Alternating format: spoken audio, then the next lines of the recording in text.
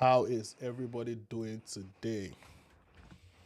So, welcome everybody to the second episode of our show, the Crashout show. And on this episode, I have a very special guest with me. Right? He is my friend, he's my brother. I know a lot of you probably know him already. He's very popular on the media space. His name is Segun O'Law from Objectv. And on the topic today, so we're talking about Nigerian children today, and we're asking the actual question: Is are Nigerian children now becoming political collateral? These are the kind of questions that we want to ask and find answers to because we need to know what is going on. In 2025, I believe the government of Nigeria allocated about 2 point something trillion naira. I'm not sure. I can't really remember the figure right now. Let me see if I can get it. I think it was about 2.5 trillion naira or 5 trillion naira or something like that for defense in Nigeria for 2025. So how come we're spending so much money and then we're still back to this same topic, to this same place? Okay, so I'm going to let my guests also introduce themselves, making it be like say they only me the talk. Everybody welcome Segun O'Law. Is that your real name though, Segun O'Law? As far as you're comfortable calling it, let's maintain that. It's like sounds like Segun O'Law. There's kidnapping everywhere now. So how are you doing today, Mr. Segun? What's going on? What's new? Well, I'm coping. I'm coping just like every other average Nigerian is coping. Because the only thing we can do right now is just to cope. Like in Nigeria now, we are born. Everybody accepts that we are born to cope. Lucky for those of you who have found your ways outside of the country, that means you have escaped. But have we really escaped though? Or we are just still deceiving ourselves? The trappings are different. The trappings are different. For instance, you have escaped insecurity. You have escaped some other social problems that we face on the daily.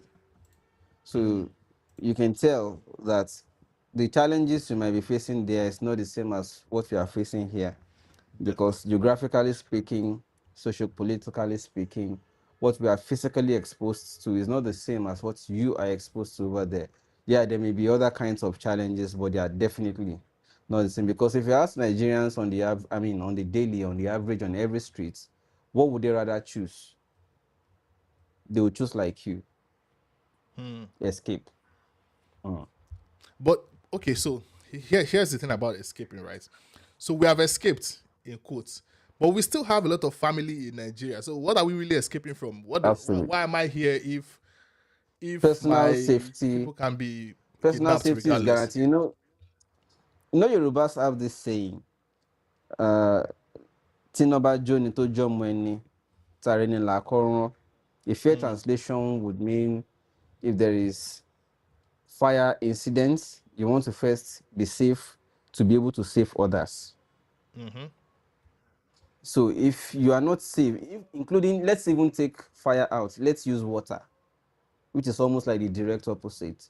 If you are in a river or an ocean and almost drowning, and others are almost drowning too, you first find your own feet, because if your feet are not sturdy, or you are able to you're able to cope with the tide, you can't be balanced in a position where you can conveniently save others.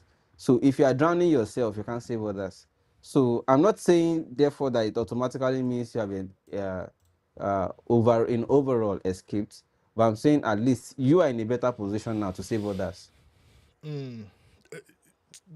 What you have said now, is this not like don't you think this is a crab in the bucket situation where I'm saying, oh, because I'm a crab, well, all crabs in the bucket, I've managed to escape, then I push the ladder away. Do you think that is something that you see a lot from Nigerians outside now?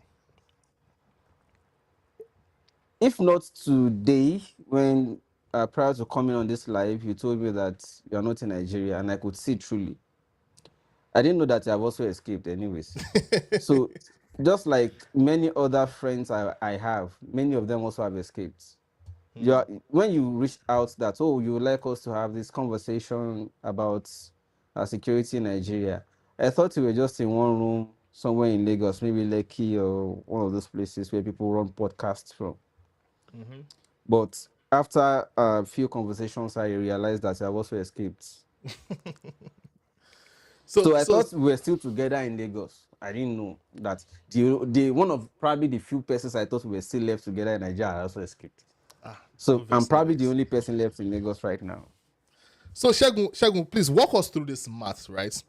In 2025, correct me if I'm wrong, but in 2025, the Nigerian government allocated 5 trillion. If I'm wrong, if I'm not correct, let me know. I think it's about 5 trillion for defense. But between 2023 and 2024, Nigerians spent approximately 2.23 trillion on ransom to kidnappers. How is that math? Because to me, that doesn't make any sense.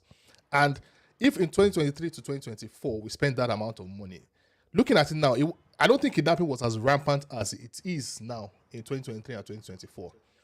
So are we spending more money on defending Nigeria, but Nigerians are still defenseless? Like, what is going on? How is that maths working out in Nigeria right now? In the Nigerian context, you see, I've learned to ignore the figures now and deal with the implementations. Because Nigeria will mess with your brain so much that they will justify the maths and give excuses for the implementations. So I no longer put figures in my head. That is how much they have messed with our brains, with our minds, with our reality. So I no longer care about the maths now. But from what you have also said, you can tell chronologically that the moment you feed a situation or you feed a problem or you feed a crisis, you are simply saying that the problem itself or the crisis is lucrative. Even if it were not trillions, even if it were only billions, even if it were only millions, but it is thriving. In whose pockets did these funds end? Did they truly implement it? Those are the questions we should be asking. Who got what? For what? To do what? Did they use it for that purpose?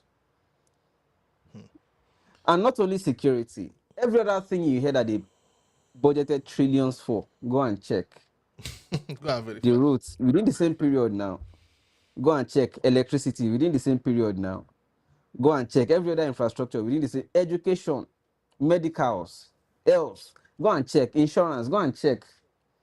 You'll be hearing the trillions, but you'll not be seeing any implementation. They always ended up in the pocket of the politicians. So you have the results already. So it's not just about quoting the figures. So the other time they told you JAM realized how many trillions again. Just like the other day, they also told you, customs was the highest earning agency and had earned how much in trillions again. At the end of the day, you just ask yourself, if you have so much money like this, why are we still borrowing to finance or fund what exactly?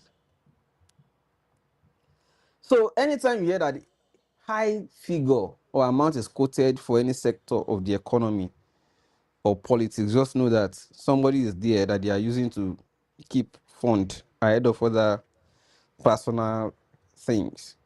You learned that a few days ago, an ex-minister had a relative with her children who were abducted, and in 3 days or so, they were rescued. I knew they were going to be rescued because the moment I saw the governor visited the minister and they were smiling, I knew that Ronya Yolamagbo, in the next few hours, they will be back. Okay, so now that you said this, let's ask the question. Do you think that these kidnappings and all this insecurity is actually what it is, kidnappings and insecurity? Is it economically motivated or is it politically motivated? Do you think this is just politics? And because this is not the first time that this is happening. Was it 2019 with the Chibok girls, right? Even before that, we've had the cases of the guys in the Niger deltas where they will just kidnap people and all that, right? And government give them money. What was it called? I can't remember what that thing was called now. But so, do you think that this is an economic situation where people are they're actual kidnappers, or are they just because when Fayoshe came outside and said, "Oh, blah blah blah blah," I think that this thing is politics. We can ask the question truly: is this politically motivated? Is it just politics, or is it actually economically motivated? You see, in Nigeria, there's politics in the economy and there's economics in politics. It is a political economy and the economic of politics. They work together. If you see anything that is booming in the country, there are political reasons behind it for it to be booming, including religion. There's reason for churches to be booming. Go and check those pastors they are working together in cahoots with the politicians. If you also check if any political ruling party or any political party is thriving very well in Nigeria, as of today, I'm not saying tomorrow morning when everybody wakes up and decides to challenge it. As of today, as we speak, the moment you see any economy or any sector booming, politics is behind it. And the moment you see any political party or ruling party booming well, even in the face of apparent and obvious visible failure, there are economic beneficiaries behind it. So when you hear money na water, this movement, that movement, you see all manner of exotic, luxurious buses, all manner of grandeur and everything behind. Just know that there are some economic beneficiaries behind that movement. And when you see similarly that any sector of the economy in Nigeria as of today is booming very well, there's political reason behind it. So it is the economic of politics and the politics of economy, political economy and economic politics. You can't separate them. Nigeria is a very complex place to be in. It's not complex, it's simple. It's as simple as I've just described it. Economic politics and political economy. Yeah, but we have to call it, like, we have to be able to define it. Let us know what it is now, because some people are saying that, oh, this is the same thing that happened to Jonathan with the Chibok girls, and then they came and they did, like, those girls were just political tools, right? They were used to push Jonathan out of government and all that. And some people are saying, did they the same thing. That's the question. So if they are not okay, if they are not actually, because I know that there were negotiations during the Chibok girls, they returned some of them. I think it's about 90 that are still in captive till today. If the government had paid the ransoms, would they have been returned, or is it just like political, like we just want Jonathan to leave? And is this the same thing that is happening now, that we just want Tinubu to leave and we are willing to sacrifice these children and people just to make sure that Tinubu's government is bad and he leaves? I'm not saying that Tinubu's government is good.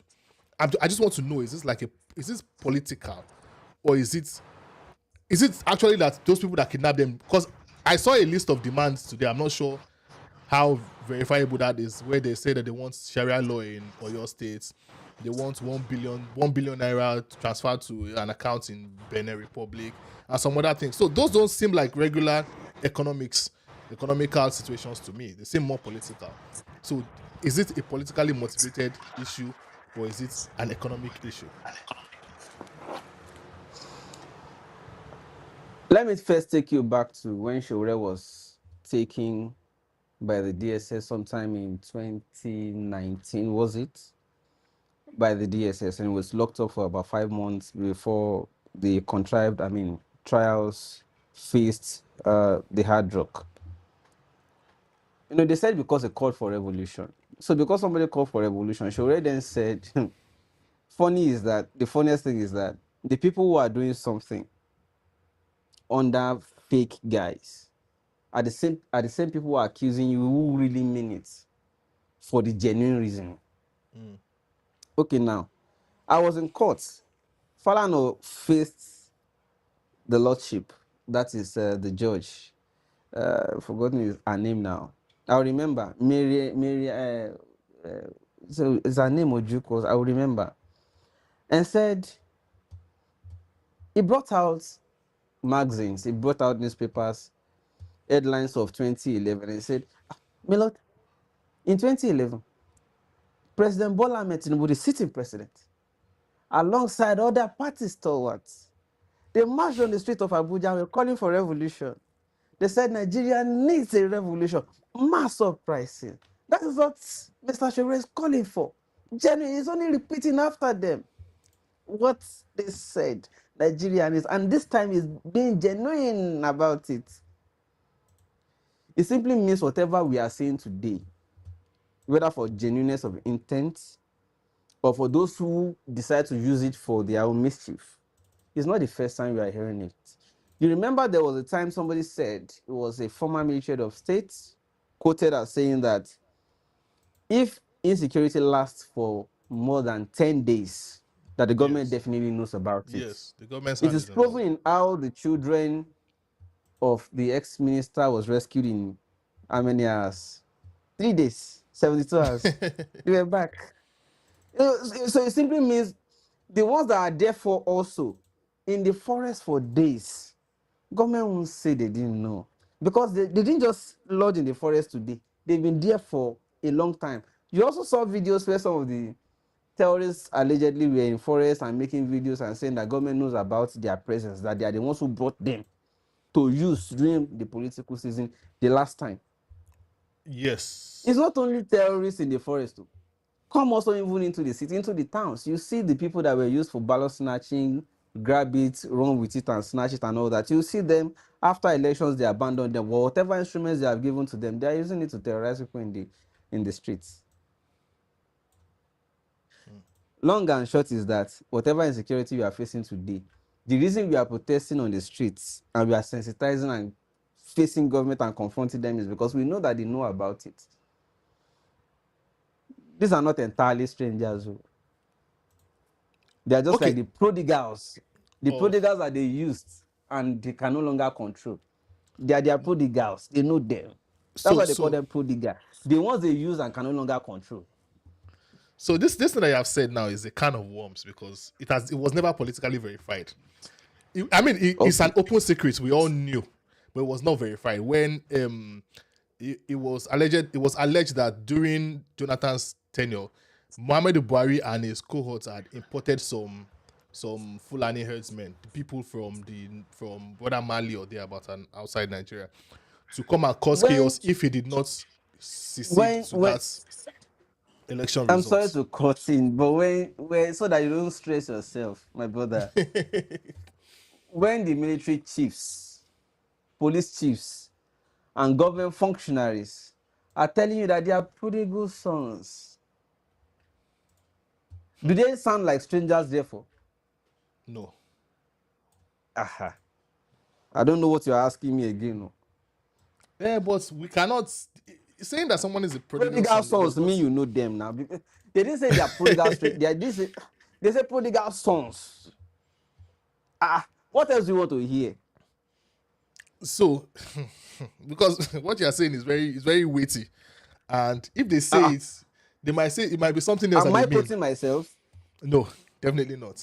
Ah, where is the weight?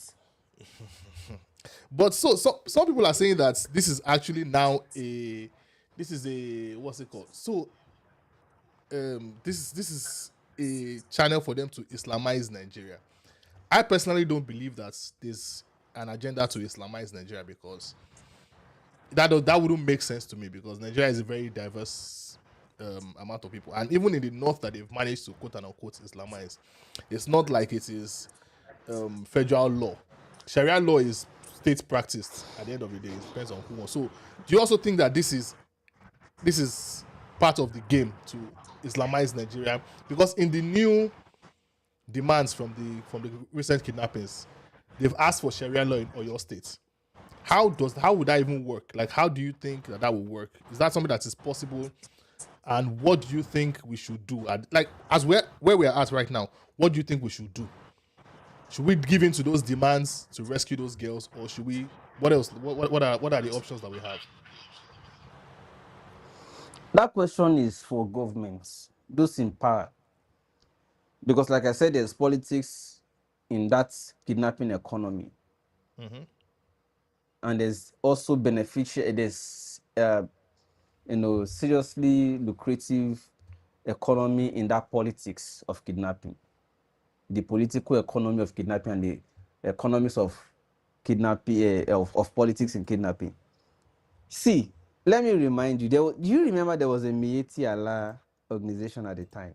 Yes, are they And non-existent part anymore? of their demands, but they have sorted their own demands to an extent. And after Buhari left, they need to present again in another way their demands. What they wanted was to take lands as they want. Any land they enter. The simple solution preferred them was build ranch if you want to do cow business. That's a practice all over the world. But they are saying no. They're all lands. They can enter any land. They want lands. All states should give them lands. Just because it's just like mechanic will come and say, just give us land. We want to have mechanic village in it. Churches will come and say, give us land in every state. We just want land to build our campgrounds. All denominations of churches. Mosque will also come and say the same thing. Hospitals, professionals, medical professionals will come and say the same thing. Everybody will come and ask for land. Teachers will come and ask for land. Even you yourself will ask for your own land. Everybody will ask for land. Entertainers will come and say, we need film village. We need this village. That they have entitlement to have. That the state, you are not buying, no. Yes. You are not asking to pay for. You are saying the state by authority, they must authorize land for free, for simply because we are doing protein business.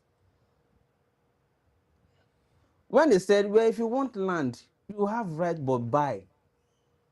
Problem ensued. Now we are back to another format. Bring Sharia. But don't forget, like I said, as there are forest bandits, there are also city bandits too. Before now, did you remember there was one Oluwu who already started championing the cause for Sharia in Southwest? Yes. So that's why I said there's politics in the economy of kidnapping, and there's economy in the politics of kidnapping. But don't worry, time will reveal all of them. The problem now is that we don't have that time, Segun. That's where the problem is. Because people are getting kidnapped every day. These are lives that are being cut short every day. We don't have the luxury of time to allow time to reveal most of these things. We have to start revealing them now. Don't you think? You know, they say to whom much is given, much is expected. The question you are not asking is to whom nothing is given. True. So we that nothing has been given, what should we do? Exactly. That is why we are shouting to the top of our voice every day. To the top of our voices because we will go on the streets, we will come online, we will educate people, we will do everything to say, at the end of the day, politics is at the bottom of all of these things. The kind of people you choose to be in position of leader will be the ones, okay, you are just asking me now, what should we do? We don't have time. But do I have the legislative power?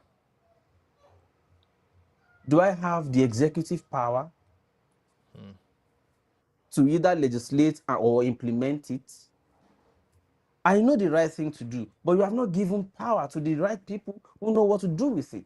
So what do you suggest they do? But most power is in your hand as a voter. As a voter, but we are not in election period yet. We are coming towards it. This is the election and you are cycle. Here saying we don't have time. So what do? When that time comes too, are you saying the people who want to vote will agree to vote the way we have advised that vote the right way? What? I'm like, So we are basically stuck. So, today now, for instance, I was just talking about people who will say, oh, if you don't vote Peter Obi, you are enemy of Nigeria.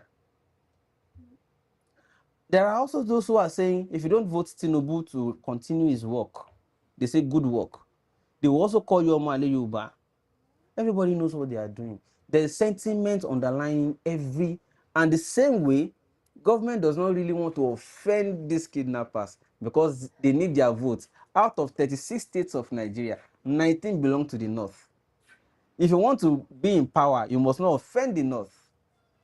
Yeah, but offending the North is not just kidnappers. There are people who are good citizens of Nigeria in the North. There are, definitely. And I don't think kidnappers even vote at the end of the day.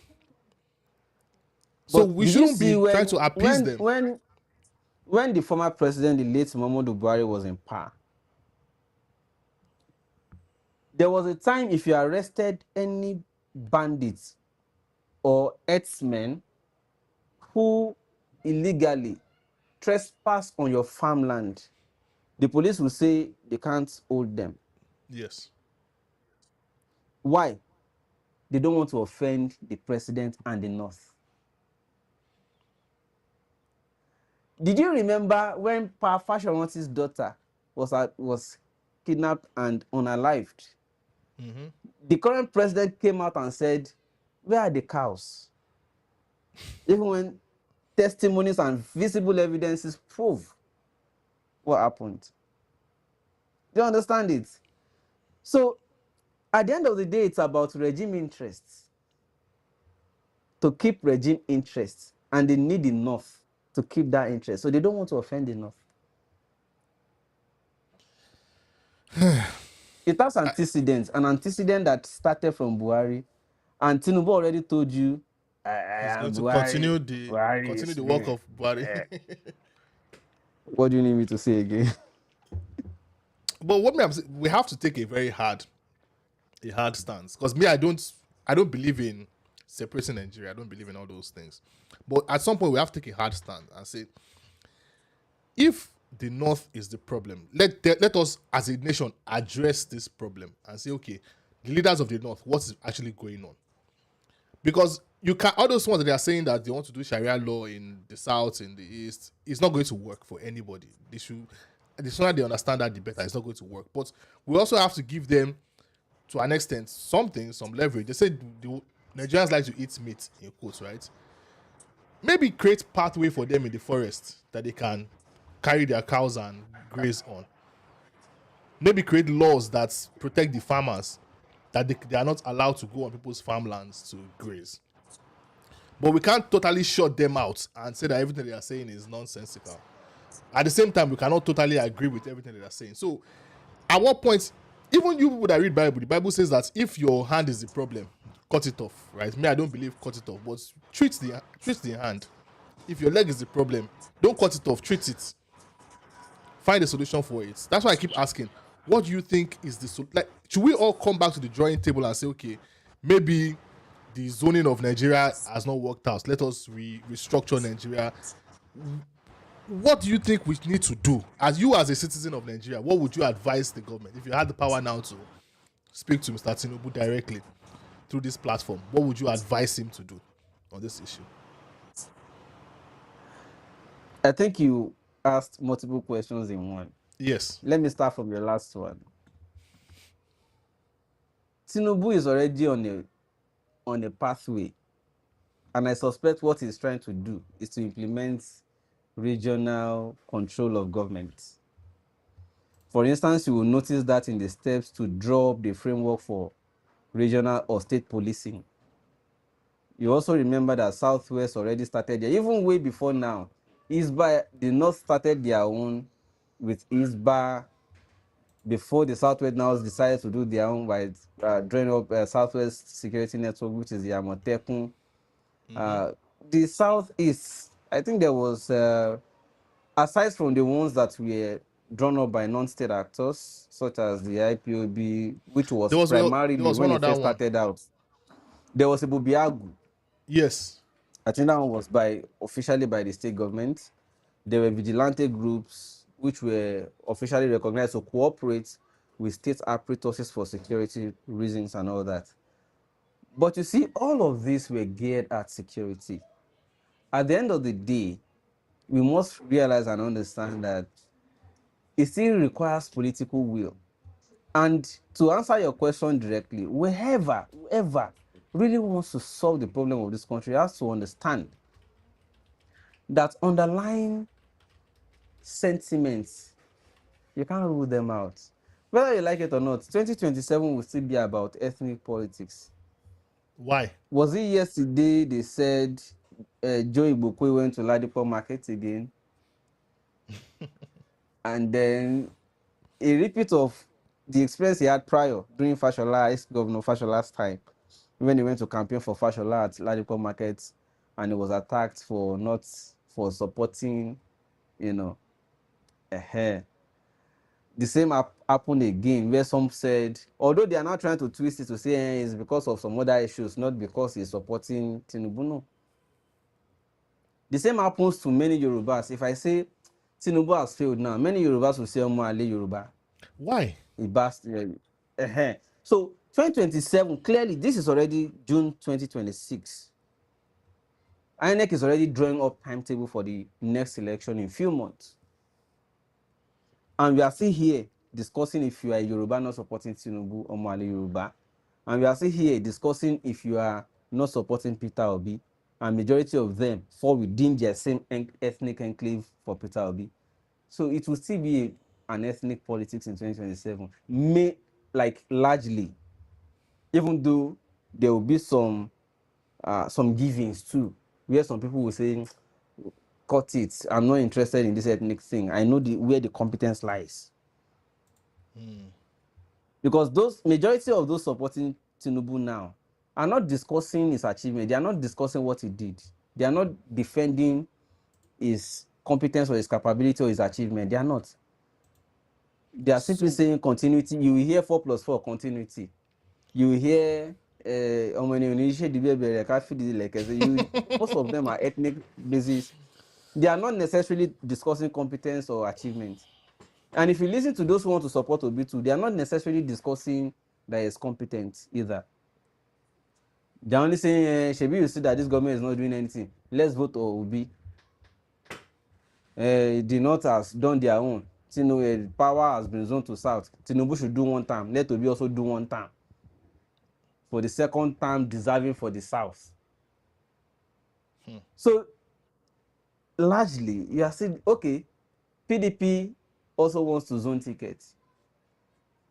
They are still looking at somebody from the South to succeed Tinubu in the South.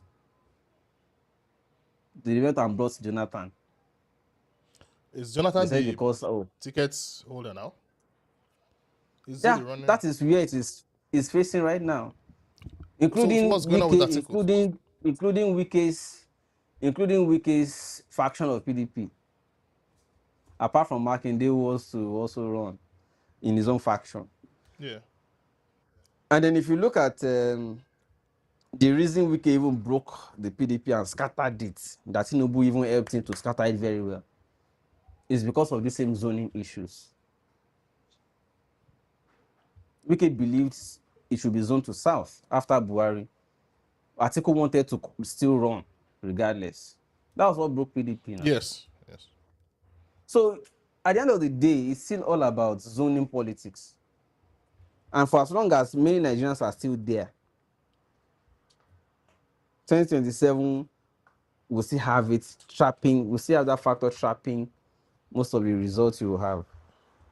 Okay, you know what? We're going to talk about 2027 in a bit, but just one last question on security before we move on to 2027, because there's a lot of questions for 2027. So because you've mentioned a couple of factions like IPOB, and the rest, right? Who do you believe has the primary responsibility to keep Nigerians safe? Now, is it the federal government? Should it be the federal government, state government, or local government? Or is it even you by yourself? Who should be the primary? So should we enforce state policing? Who should you believe that should be the primary custodian of keeping Nigerians safe?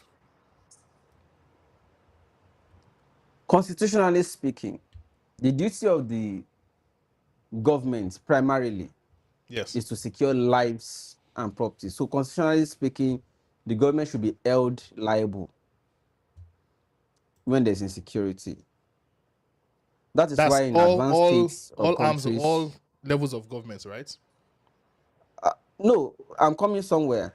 Did you notice that in Nigeria Constitution as we have it today, 1999 Constitution, security police force, for instance, is still on exclusive list? When you are discussing tiers of government, you discuss the 3 lists. There's the exclusive list, which is what only the federal government can legislate exclusively upon. Mm-hmm. There's a concurrent list, which comprises both the federal and the states. And there's the concurrent, there's the exclusive, there's the concurrent, and there's the residual. The residual is the one allowed for the state to legislate exclusively upon. Security is on exclusive, constitutionally speaking. just as currency. That's why you only have central banks. States can't print their own currency. Immigration too, and so many other sectors that are on exclusive. But over the years, because of the incapability of the federal government to take care of all of these things and needed the states to legislate on some things so that they can cater for it within their own geographical space and boundaries, states started to fight, including in aviation. Did you notice that most states started having their own airlines? Yes. Because they can't wait for the federal government anymore. For how long? Then security too started. Lagos State, even way before Amotekun was brought into legislation at all, because the likes of Malami and Co fought against it, so that the likes of the former governor Akeredolu of Ondo State, who brought the initiative, they tried to frustrate it because they were claiming it's on an exclusive list. But those ones fought it and said, we can't fold our hands when you are killing our people now. So even if you have to allow our state assembly to legislate upon this thing so that we can have a respite, we are not wrestling power from the federal on policing. But we are saying at least we can have, as far as there's local vigilante, there can be local security. Estates even have their own security at the gates where you obtain pass. So they use that basis as framework to say the Southwest as a region cannot as well have their own, if states cannot individually have it, at least as a region. But even way before that, did you know that the Lagos State government already had its own neighborhood security? Yes. So Those guys I used to ride it was all bicycle. born out of, so it was all born out of necessity. So security architectures across the states it was child of serendipity, child of necessity. So constitution apart, there was agitation, advocacy, and moves to domesticate security. And individual regions as well as individual states began to make efforts to bring this home. Now that is to answer constitutionally, and to answer as a necessity. Now finally, to answer as responsibility. Security is everybody's business. As an individual, secure your own life, because if anything happens to you, government does not even know. The only time government knows that you are alive is when they need your money to collect your tax, collect your rates, your bills, When your to vote. expense, everything, and you collect your vote. That's the only time they need you. If you're quiet, they don't know, and they don't want to know. No. In So, Nigeria today, yes. like what someone has said now in the comment, they said that criminal threats should be state police, etc. But federal should be more on sovereignty, and terrorism falls under sovereignty. Would you agree with this? That criminal threats should be more of states' responsibility, and then federal should be more on sovereign threats. Yes, that person is right as to constitution, and that is why the military is of the federal, which is what one of the arguments the states were bringing on, to say, oh, defend the sovereignty and territorial integrity of the country. Let that be the job of the military. But when it comes to policing or even civil matters, addressing civil matters, we should not be taking matters from Lagos to Abuja for IG.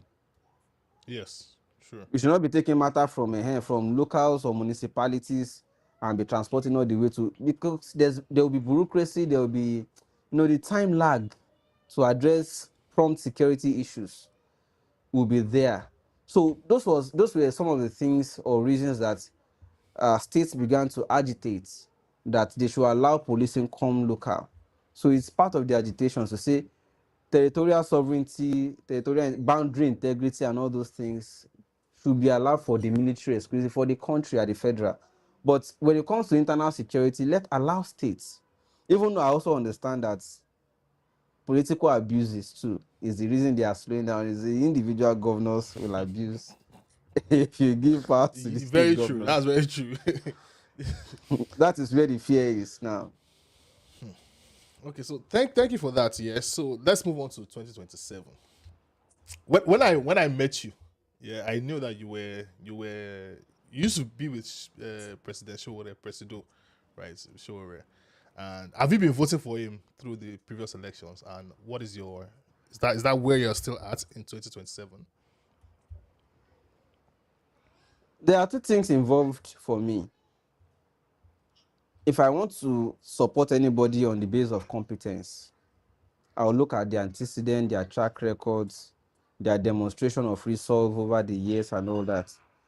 But if I want to support on the basis of, oh, they have zoned here and there, you know, the North have presented their own, the South have presented their own.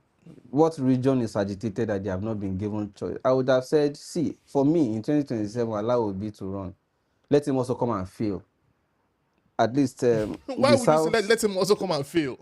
That's very deep. So you believe that he's going to fail No, regardless? now he's bound to. Except we want to deceive ourselves. See, I told my Igbo friends I didn't live in Anambra when Peter Obi was governor. Mm-hmm. So you can't ask me to testify as to his competence. So I cannot, if I'm supporting Obi, I can't support him on testimony of his competence. Let those who lived in Anambra when Obi was governor testify as to his competence as basis to campaign for him on competence. But I didn't live in Anambra. I will have other reasons to support him, not competence. Because it will not be, I will not have a valid ground or justification to testify as to his competence. The only testimony, if I ask all those who want to testify to his competence till today, is that he left money in the bank where he has interest or ton. Yeah, he didn't steal the money, but he left it for somebody else to come and Steal. to poof now. So what are we saying? But so all in all, it's good to be prudent. Okay, he didn't do as much project, but he saved the money when he was. He couldn't do projects with it. Kukuma saved it. Fine, that is prudency. But this is it for me. We have seen Obasanjo failed. We have seen Jonathan failed, also South. We have seen Buhari failed from the North. The agreed region of the country against South. Yes, so failing. Yorubas have put their own failures forward already. Fail or pass, allow Igbos too now. Let them also come and fail. So that nobody will be able to make mouth again to say, oh, if they had allowed Peter Obi, this country would have been. Allow him to also come and fail at least. I'm not saying he will definitely therefore fail. But I'm saying at least what is source for goose is also source for. Allow them also come and fail so that nobody has moral ground again. Yeah, to so claim it is because their own region has not. Hey. So if I want to go for that, I'll say allow support Peter Obi. Unfortunately, Peter Obi's stance is already closed. You know why? Because the only reason Peter Obi would have been a good, that choice for me was if he was able to prevail on his master, that is Atiku, to step aside, step down, and say, you know what, in the interest of national unity and cohesion, I think your region should come forward and rule this country, even if it's for one term, which is what Peter Obi is asking for anyways. One term failure is all he's asking for, or one term chance, So if Atiku had agreed, I'll say, Mr. Shore, based on antecedents, everything, competence, demonstration of resolve and integrity, Shore clicks it for me. But if Atiku, who is the only blocking chance for Obi, had moved out of the way and say, let me back you as an elder statesman, in the interest of national cohesion, your region should present, and since they are pushing you, let me back you. I would have had no other option to say, okay, this is another move. It's just like I've been like a repeat of 2015. When all the governors came together and said it's time for Jonathan to go, let's back Buhari. Remember? Yes, yes. Kwankwaso, Kwankwaso. Atiku, Tinubu, um, Okorocha, all of them came together and backed Buhari. That was it. So if Atiku had done the same thing, who usually gets the block vote from the north, has done the same thing in 20, this time around, trust me, it would have been like another 2015. And I would have said, okay, just like 2015, allow us move in another direction of failure in the interest of national cohesion. But since Atiku didn't allow that to materialize, I'd rather face my competence. Shore again, please. Win or fail. But is it Peter Obi's fault? It's not his fault now. If you with what you have described now, I you say know. it's his fault. I know, but I mean the odds. I gave you the odds that would have worked in this show, and since those odds failed, then what's my own again? But now he has Kwakwanso now, so he should get the block votes from the north, according to Kwakwanso. Don't you think? Do you know why? Do you know the politics Kwankwaso is using Obi to play? You see, these guys who are backing these guys that are backing Obi think they are smart. Let me take you back to 2011, or was it? Yeah, when Tinubu went and brought, was it 2011 or 2007? When Tinubu went and brought Ribadu to come and contest under ACN before the merger. Do you remember the first brought Ribadu? Yes. He was using Ribadu to test the strength of his party. He wanted to see whether he could use Ribadu to penetrate the north. Ribadu had just been demoted and became popular after agitations for him at the EFCC when he was demoted that time for being an anti-corruption czar, you know. He used him to test run. He gained him. He put him in the pocket. He brought Atiku to further test run. He gained some mileage further. He didn't contest. He knew he was going to run, no. But he knew he needed some people to test run to see the strength of the party as he was building. And he knew they were not going to win.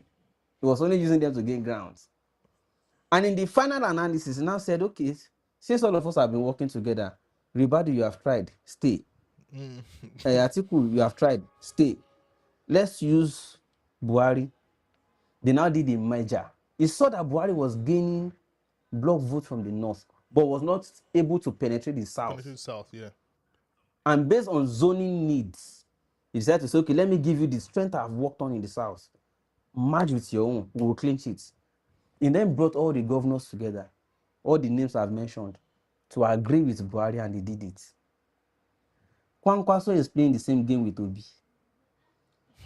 Did you hear what Tinubu said? That I have supported all of you. It is time for you to now support me. Support me, yeah. That is the game Kwankwaso is playing with Obi. He knew Obi will not win it. So you are saying Kwakwanso right now knows that Obi is not going to win in 2027? Clearly now. Okay, you will know from the primaries, and I'll prove it to you. Obi's supporters in the primaries, how many of them? Aisha Yusufu, they kick her out, even though it was clear. Now, all the other, which of them clinched the primary? They gamed them out. But all the people Kwankwaso wanted are cleared. You are not following it, though. If you are following, you will understand. No, you are. I like the way you are explaining it. They are gaming him. They will learn the hard way. They are gaming them. From the primary, you can already tell. They are gaming them. So if it's okay, let's talk about primaries now, because I know that a couple of weeks ago, Tinubu came out and said that he said Tinubu had won the primaries for APC with approximately 10 million votes, if I'm not mistaken. This is... And Obi won with approximately how many votes? How many did he win with? No, Shebi, you heard Tinubu announce his own. I only know Tinubu's own. I didn't even check Obi's own, to be honest, because I just believe that he already... Why did you check Obi's own now? How Okay, many million but to votes? hear that to be, How many they votes are, did you use to win? they say consensus, Oh, general consensus. and they consensus it. So there's no figure to it. Do you need No, figure? no, wait. But this makes sense politically, because if your opponent comes down and says that they won by 10 million votes, and you don't give a number, Okay. it means that next week you can Uh-huh. say I won by 20 million votes. Don't you think so? That this is a rigging How style. many voters were announced?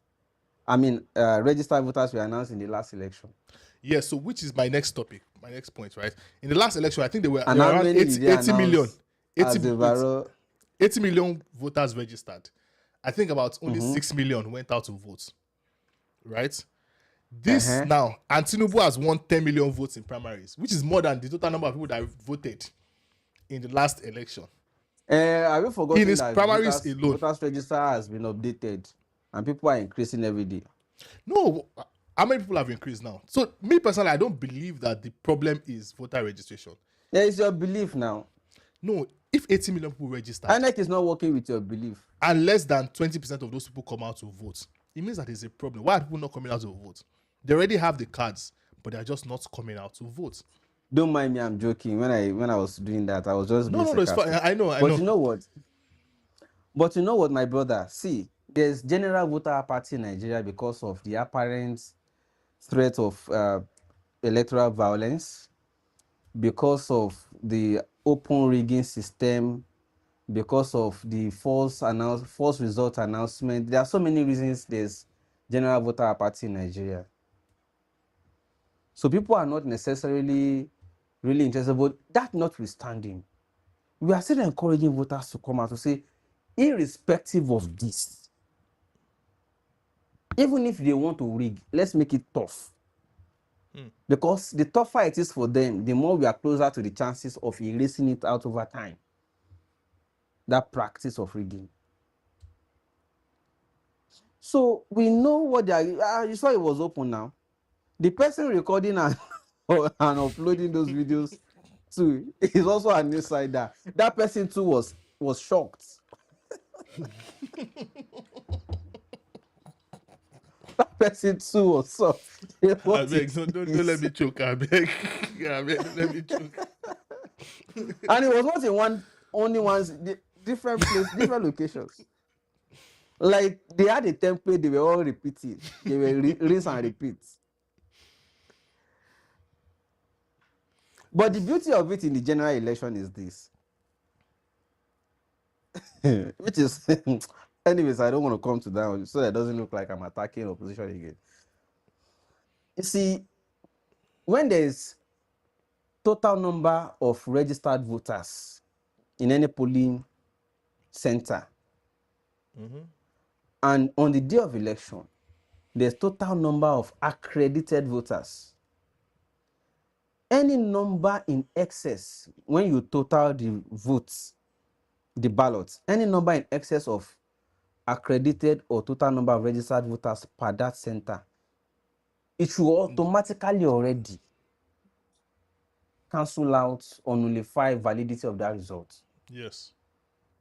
That is what is There's no need to start obtain. rearranging to say maybe is this one. There's no need. No. There's no question about whether high rev broke down or network did not go through or real-time transmission. There should be no question about all of those things. But when you are dealing with Tinubus of this world, expect anything. Need I say more? No. One last question, because Instagram will also kick us out now. So I think you've answered a part of this question before. I want to get it now categorically from you. First question is 2 questions in one. Who do you see as the best opposition right now for Tinubu? And what are your predictions for 2027? Politics is a very dynamic thing. When ADC first started out with the likes of Aregbesola, Rufai, Atiku, Obi coming together, opposition looked like ADC or ADC looked like the opposition. Mm-hmm. This coming together of those strange board fellows. It looked like ADC was the opposition. But after what brought them together also scattered them, which was their, individual interests that we all knew would not work out at the time. And they broke out again, and Obi went to NDC. The first few days, NDC looked like the opposition again, like the opposition was tending towards NDC.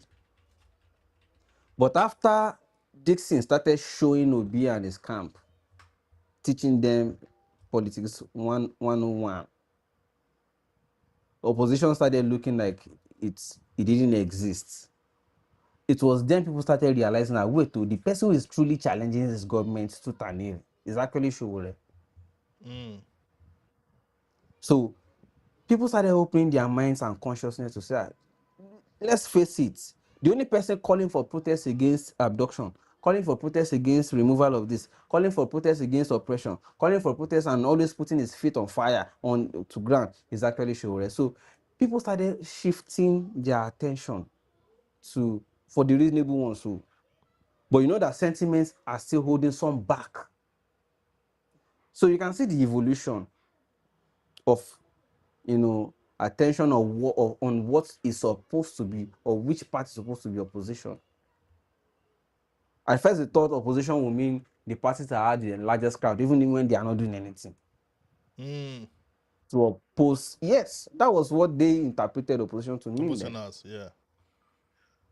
But the moment they now saw that the strange board fellows could actually not flock together, they went their diverse ways now.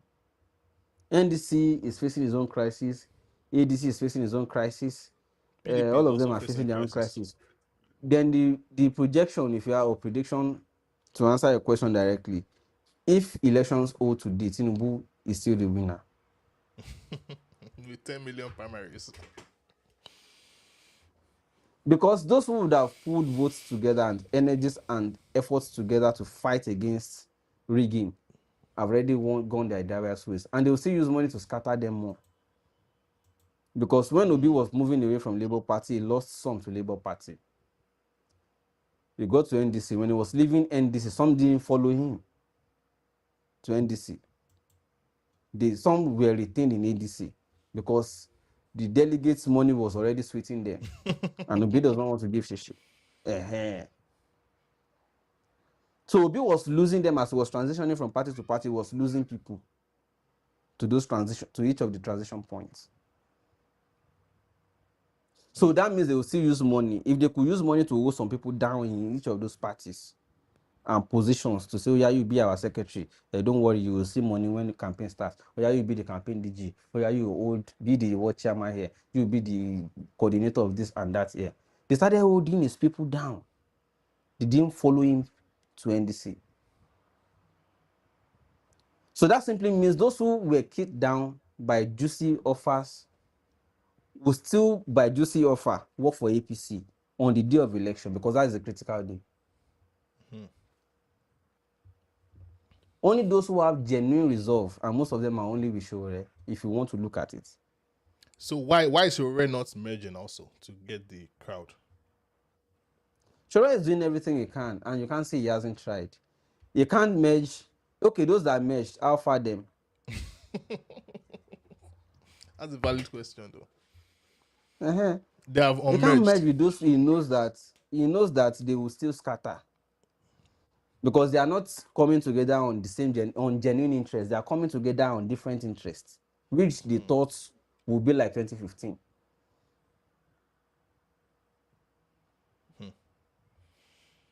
Okay, Mr. Segun O'Law, thank you so much for joining us today on this show. It's been a wild ride. It has been all topics.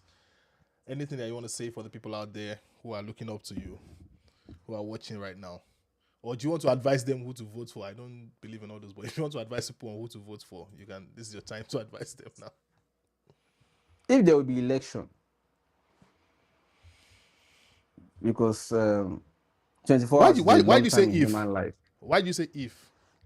I'm not God, while we are, they say Man proposes, but God disposes.